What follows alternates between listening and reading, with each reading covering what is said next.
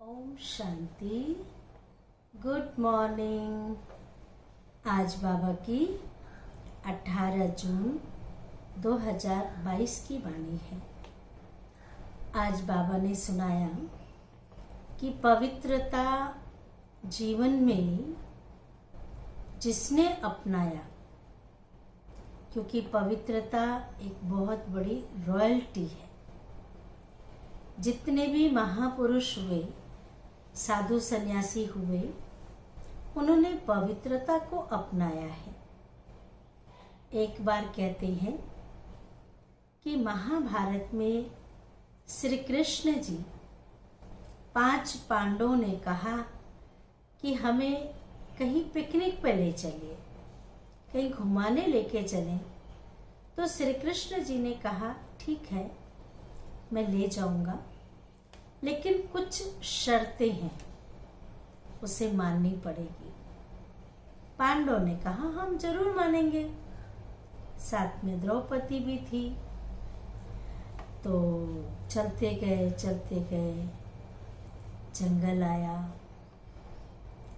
और द्रौपदी जो थी वो पीछे पीछे थी, लेकिन उन्होंने 2 शर्तें रखी थी। एक तो उन्होंने कहा कि वहां अगर कोई फल फ्रूट मिलेगा तो उसे तोड़ना नहीं है, और दूसरा शर्त बोला कि सफर में जब हम चलेंगे तो कोई भी पीछे मुड़ के नहीं देखेगा।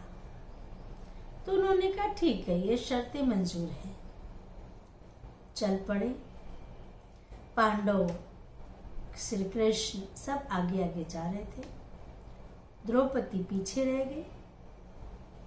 जब पीछे रह गई तो देखा सामने तो कोई नजर नहीं आ रहा है, वहीं से वापस मुड़ गई और इधर पांडव आगे चले गए। जब देखा कि द्रौपदी ही नहीं है, लेकिन पीछे मुड़ के नहीं देखना था, उनको लगा छन छन की पायल की आवाज नहीं आ रही है।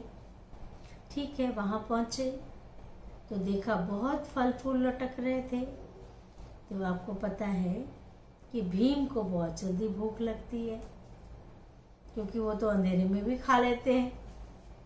तो कहा कि मुझे तो बड़ी जोर से भूख लगी है, तो क्यों ना मैं ये फल इतने सुंदर सुंदर हैं, मीठे मीठे फल लग रहे हैं, उसको खा लेता हूँ।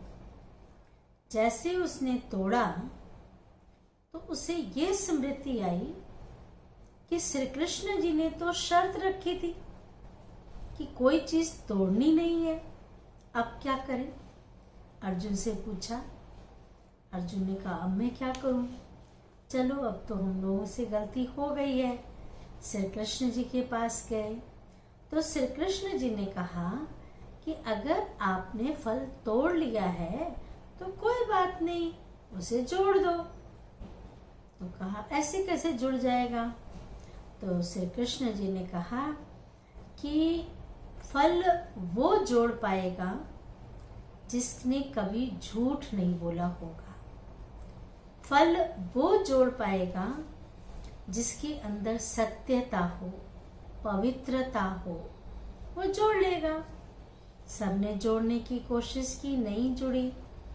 तो कहा अच्छा युधिष्ठिर को बोलो, वो जोड़ देंगे। युधिष्ठिर ने जोड़ा, उससे भी नहीं जुड़ा। कहा अच्छा तुमसे भी नहीं जुड़ा, द्रौपदी जोड़ देगी। फिर द्रौपदी को बुलाया गया, द्रौपदी ने जोड़ा, उससे भी नहीं जुड़ा वो फल। तो वो बहुत परेशान हो गई। तो कृष्ण ने कहा, द्रौपदी ने कहा कि मेरी पवित्रता कहाँ भंग हुई, मैं तो संपूर्ण पवित्र हूं। तो युधिष्ठिर ने भी कहा।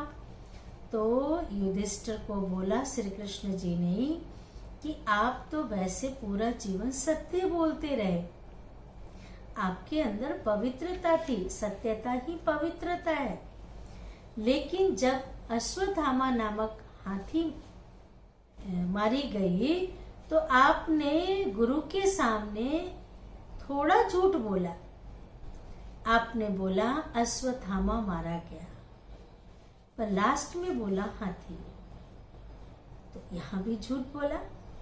द्रौपदी को पूछा कि आप जब वापस मुड़ करके गई तो आपने क्या किया? उसने कहा मैंने तो ऐसा कुछ नहीं किया, बस सिर धुलाई करके छत पे गई थी। और जब छत पे गई तो श्री कृष्ण ने पूछा और क्या हुआ? कहा जब छत पे गई तो मैंने देखा कर्ण तैयार होकर के, घोड़े पे सवार होकर के, रथ पे सवार होकर के कहीं जा रहे थे। मेरे मन में सिर्फ इतना ही संकल्प आया कि काश ये मेरा पति होता, बस इतना ही। और इतने में ही उसकी पवित्रता भंग हो गई। कहने का भाव कि कई बार बड़े सूक्ष्म बातें होती हैं, बड़ी गहरी होती हैं, पता भी नहीं चलता है कि हम सुबह से लेकर शाम तक कितने बार अपनी पवित्रता को भंग करते हैं। सोचना, देखना, बोलना, सुनना, ये सब हमारी अस्वच्छता, अपवित्रता है। क्या हम शुद्ध संकल्पों का ही सेवन करते हैं? गलत विचार नहीं आते, व्यर्थ विचार नहीं आते, व्यर्थ बातें नहीं सुनते हैं, या हम देखते नहीं हैं? सारा दिन कुछ न कुछ हम देखते ही रहते हैं। कुछ नहीं तो आप सबके हाथ में एक एक मोबाइल है। टीवी तो फिर भी घर में एक होता था, अब एक एक के हाथ में एक एक दो मोबाइल। और हम देखते क्या हैं?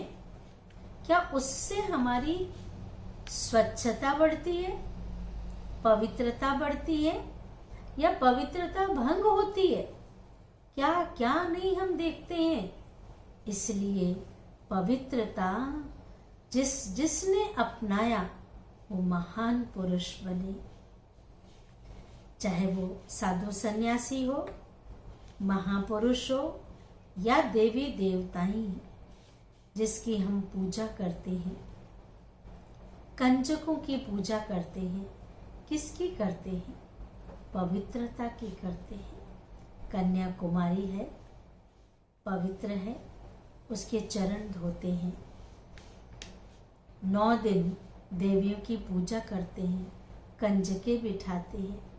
तो किसकी पूजा कर रहे हैं? पवित्रता की। इसलिए जिसने अपने जीवन में पवित्रता को अपनाया है, उसका जीवन श्रेष्ठ, महान, दैवी गुणों वाला व देवता के समान बना है। तो आज हम सुनते हैं बाबा की वाणी। सार है मीठे बच्चे, स्वयं को 21 जन्मों के लिए स्वराज्य तिलक देना है। स्वयं को 21 जन्मों के लिए स्वराज्य का तिलक देना है।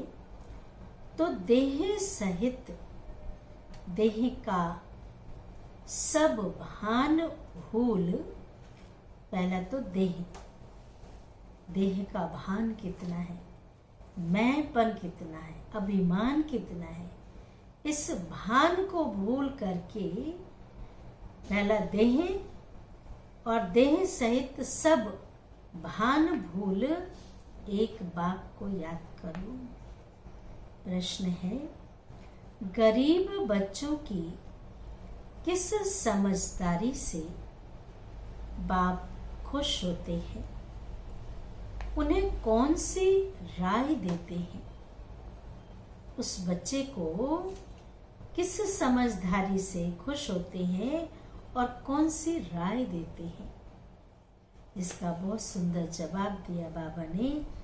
बच्चे, गरीब बच्चे जो अपना ठिक्कर ठोबर माना कौड़ियाँ बाबा की सेवा में सफल कर, जो कुछ भी अपने पास है करना दाना, सब भगवान की सेवा में सफल कर, भविष्य 21 जन्मों के लिए अपना राज्य भाग्य जमा कर लेते हैं। एक गरीब माता थी, उसने बर्तन मांज करके 2 रुपया कमाया और 2 रुपये में से उसने बाबा को 1 रुपया दिया। बाबा, ये भंडारी में डाल देना और 1 रुपये की मेरी ईंट लगा देना। बाबा आज दिन तक उस बच्चे को याद करता है। बाबा को करोड़पति नहीं चाहिए, लाखों करोड़ नहीं चाहिए। बाबा की भावना, श्रद्धा दिल से जो भगवान के यज्ञ में करता है, भगवान उसे याद करता है। तो बाबा ने कहा अपना भाग्य जमा कर लेते हैं। बाबा भी उन बच्चों की इस सयानप से बहुत खुश होते हैं, इस समझदारी से बहुत खुश होते हैं।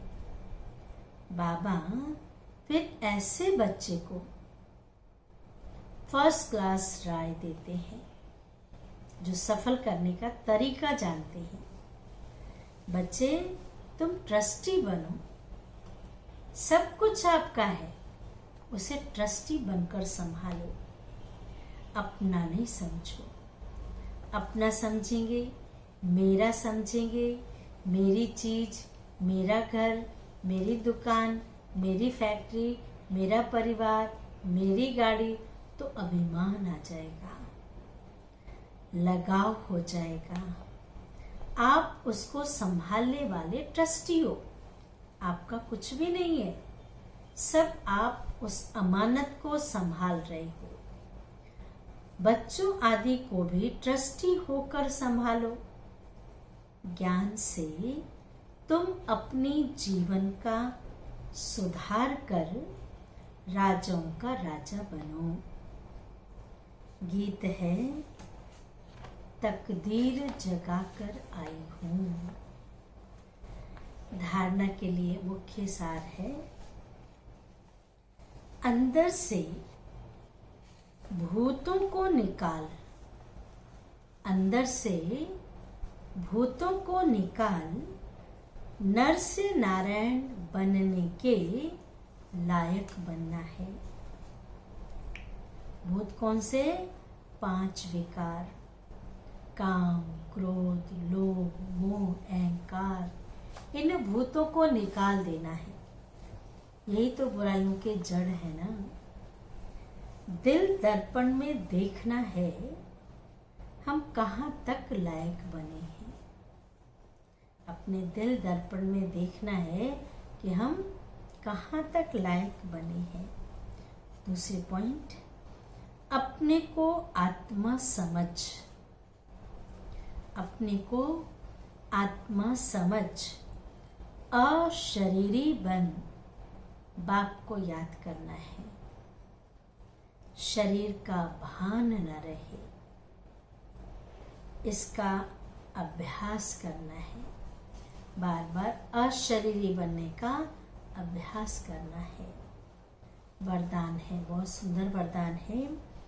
पवित्रता की रॉयल्टी द्वारा, पवित्रता की रॉयल्टी द्वारा सदा हर्षित रहने वाले, हर्षित चित्त, हर्षित मुख भव। वरदान क्या मिला? हर्षित चित्त और हर्षित मुख भव। विस्तार है, पवित्रता की रॉयल्टी अर्थात रियलिटी वाली, रॉयल्टी अर्थात रियलिटी वाली आत्माएं सदा खुशी में नाचती है, सदा खुशी में नाचती है। उनकी खुशी कभी कम कभी ज्यादा नहीं होती। पवित्रता कभी अपवित्रता नहीं होती। जहाँ पवित्रता है, सत्यता है, निर्भयता है, वहां खुशी है। दिन प्रतिदिन हर समय और खुशी बढ़ती रहेगी। दिन प्रतिदिन हर समय और खुशी बढ़ती रहेगी। उनके अंदर एक, बाहर दूसरा नहीं होगा। कई अंदर एक बाहर दूसरे होते हैं ना, अंदर कुछ बाहर कुछ, ऐसा नहीं होगा। वृत्ति, दृष्टि, बोल, 3 बातें।